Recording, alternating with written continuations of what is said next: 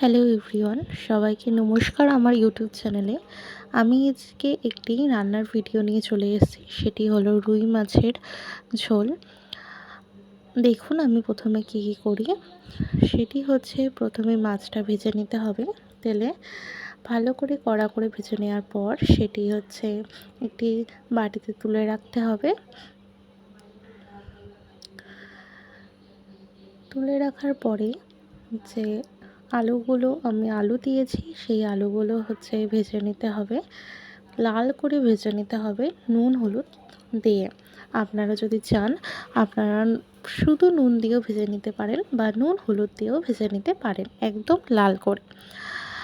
আলু ভাজার পরে যেহেতু সেই তেলেই মশলাটা দিয়ে দিতে হবে। মশলা হচ্ছে আদা, জিরে, লঙ্কা আর টমেটো।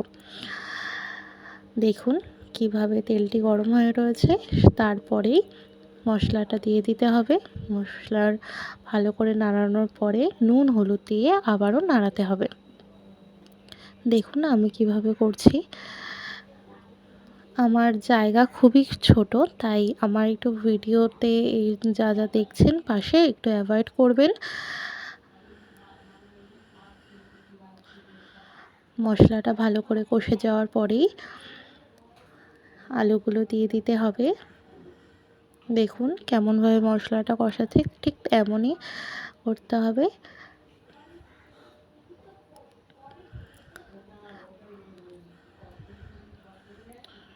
আমার মনে হয়েছে তারপরেও একটু হলুদ লাগবে, তাই আমি একটু হলুদ দিয়েছি।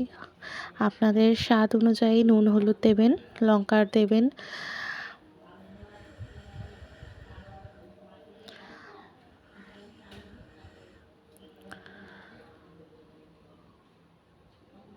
ভালো করে কষাতে হবে, যেহেতু মশলার কাঁচা গন্ধটা থেকে যায়, এর জন্যই ভালো করে কষাতে হবে।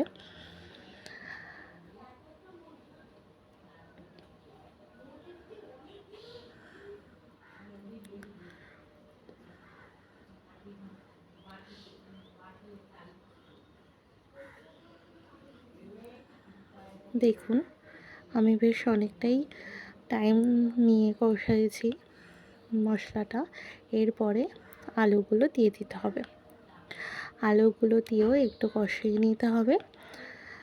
কষিয়ে নেওয়ার পর ভালো করে কষিয়ে নেওয়ার পর জল দিয়ে দেবেন। আপনারা গরম জলও দিতে পারেন কিংবা ঠান্ডা জলও দিতে পারেন। বিশেষ করে মনে রাখবেন, রান্নায় যদি গরম জল দেন তাহলে রান্নার স্বাদ কিন্তু আরও দ্বিগুণ বেড়ে যায়। দেখছেন আমি কিভাবে করছি, সেইভাবেই আপনারা করতে থাকবেন বা চেষ্টা করবেন। যারা আমিও অত রান্না অত ভালো পারি না, মোটামুটি তাও চেষ্টা করি।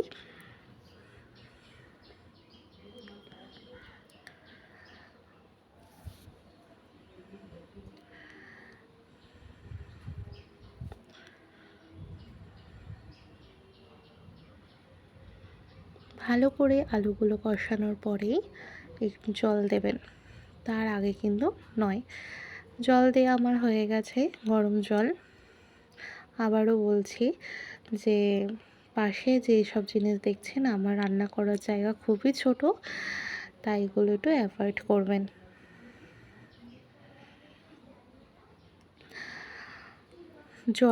জল ফুটে যাওয়ার পরে একটু ঢাকাও দিতে পারেন, আমি ঢাকা দিইনি, ঢাকা দিয়ে রাখলে আরও ভালো হয়। এইবারে জল ফুটে আসলে মাছগুলো দিয়ে দেবেন। মাছগুলো দিয়েও কিন্তু একটু নাড়াচাড়া করবেন। নাড়াচাড়া করার পরেই একটু জলটা ফুটতে দেবেন।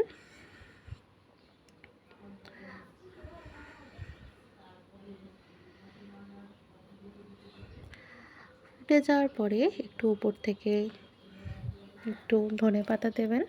ধনেপাতা কুচিয়ে দেবেন, ধনেপাতা দিলে আরও স্বাদটা বেশি ভালো লাগে। আপনারা ট্রাই করে দেখবেন।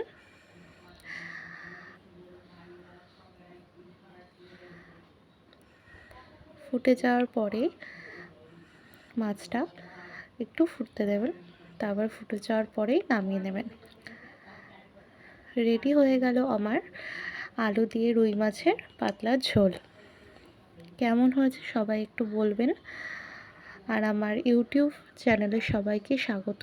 আমার এটি নতুন নিউ ভিডিও বলতে গেলেই। ধন্যবাদ।